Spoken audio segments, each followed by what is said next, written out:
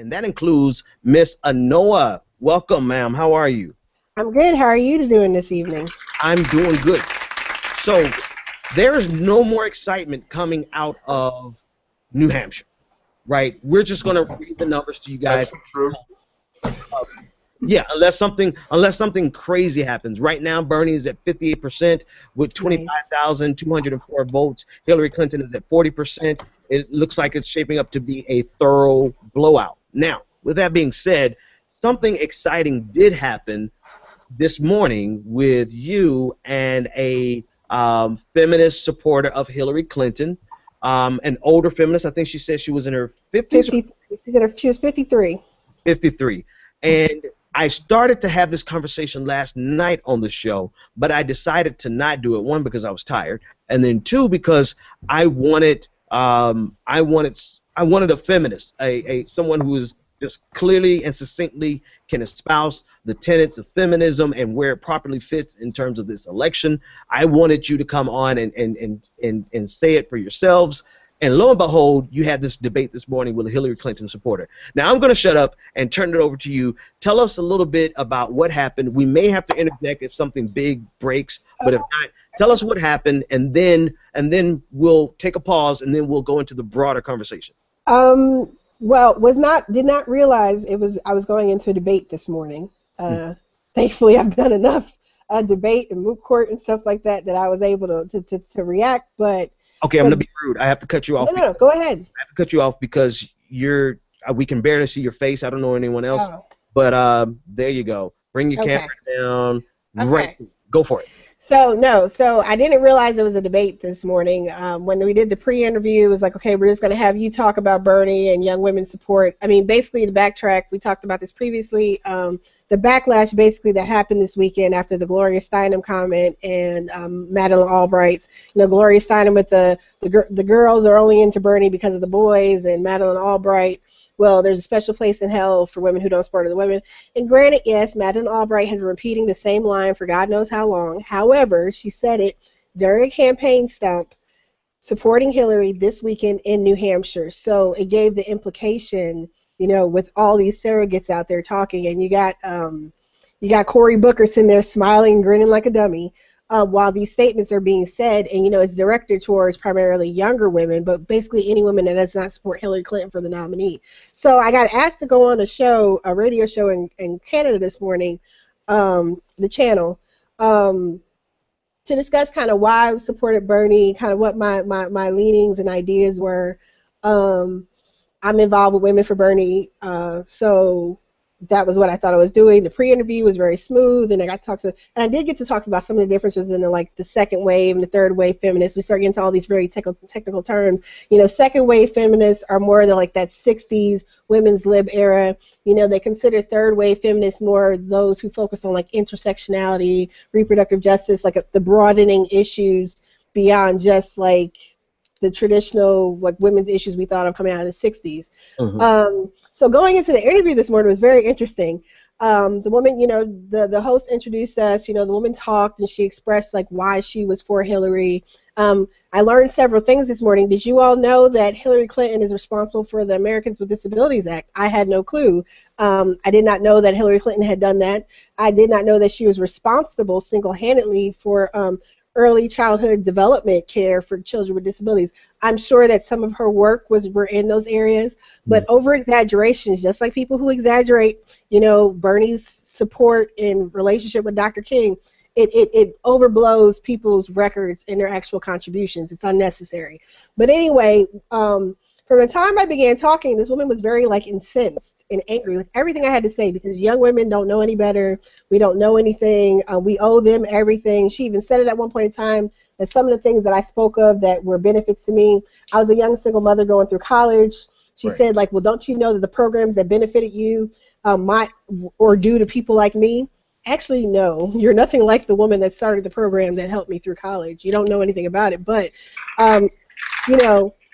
their commentary is always about us and what we're owed and why we're deserving versus everyone on the Bernie side. It's the not me, us, right?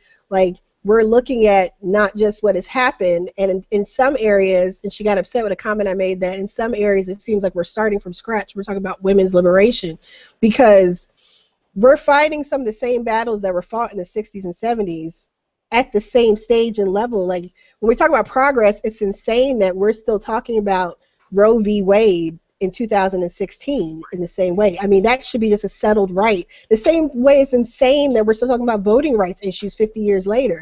So when I make the comment that some of that generation that says we owe them dropped the ball or became complacent because then they got access to certain jobs and positions, that's not a dig on anyone in particular. It's a fact and reality. It's the same reality when young Black Lives Matter activists are saying that the older civil rights generation dropped the ball in certain things, and now they're trying to figure it out and pick up the pieces. I mean, that's the same thing that young women today who are activists and involved, and this woman insisted that, you know, young women aren't involved, we don't do anything. Basically, we just think we're getting a free ride. And that mentality is so fascinating because young women are involved in so many things across the board, across different types of.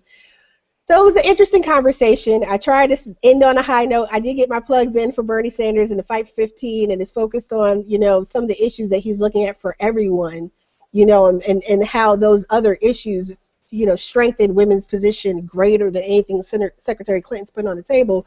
But what was the most interesting part happened once we got off the air. Yeah. The show actually aired an hour later after it was recorded, but by that time I get to Twitter, the woman has already blocked me on Twitter. Like, I hadn't actually even, you know, I didn't say anything directly to her or to insult her personally. She's an unemployed woman with 2 children in Montgomery County, Maryland.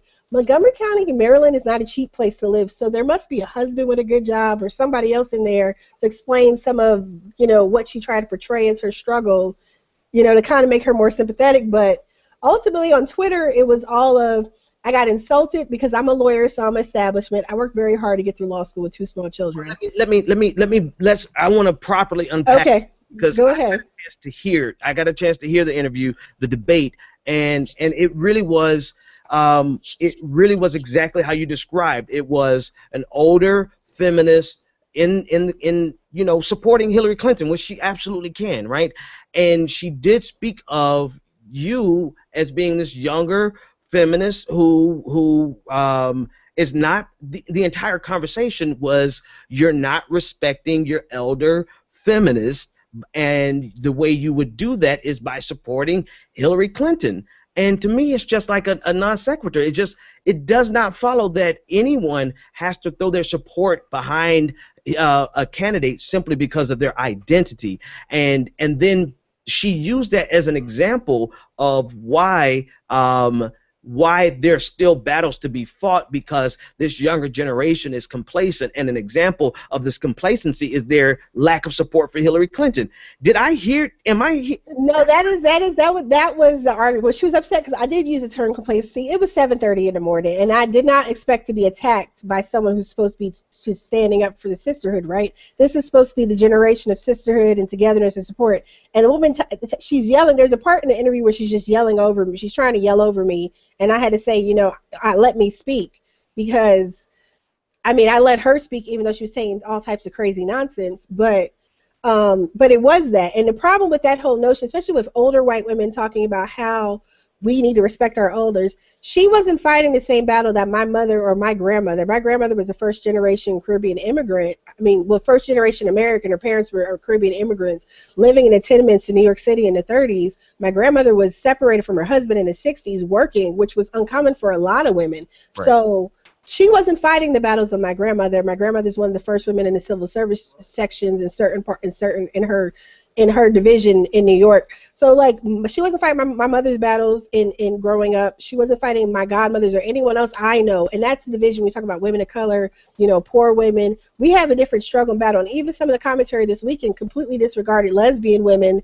and transgender women altogether. So when we start talking about getting to the intersectional conversation, right, I'm not going to pretend to be an expert on intersectionality, but at the same time, there is a conversation that is happening that is being left out when they're saying, well, this is what we fought for, this is what we did. You know, Gloria Steinem supposedly misspoke this weekend, but she similarly misspoke in 2008 in reference to President Obama. You know, well, then Senator Obama, and justifying her support for Secretary Clinton, then Senator Clinton, she said, well, you know, black men got the right to vote first, so as if somehow it's white women's turn, but that notion that it's their turn and then all the rest of us, but that whether that is said outright or misspeaking or whatever, but that seems to be the attitude that if they get what they get, because even this equal pay conversation, everyone's like equal pay, but when Patricia Arquette gave her famous, you know, speech last year about equal pay, she completely disregarded the fact that Black, Latina, Native American, other women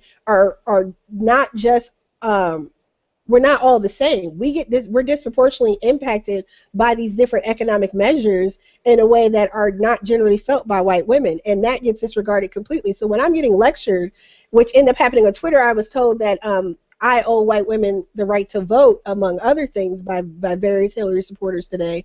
It was very interesting the way it descended, and then I had young women of color messaging about their experiences with Hillary supporters, and I mean, I think we're all going to start just keeping track of the racist things Hillary supporters say. I think it's going to be our new thing, you know. Screenshots are your friend, and screenshot. That's what I'm about to start doing. I screenshotted the ones from today, but it's like a Miss Millie. There was like a Miss Millie moment, you know, in The Color Purple, where she's like, your kids are so clean. Don't you want to be my maid? And Sophia's like, hell no. I mean, ultimately, after years of struggle, Sophia ends up having to work for Miss Millie, but she's very resistant and resilient and refuses to go. And it's that whole, like, don't you want to come be my maid? I'll treat you so nice. And that's how I feel sometimes when these women talk to us. It's like, don't you want to come work for me? Don't you want to come do my dirty work? But you're not going to get the same, you know, the same share of the spoils as the rest of us. You know, can I ask another question?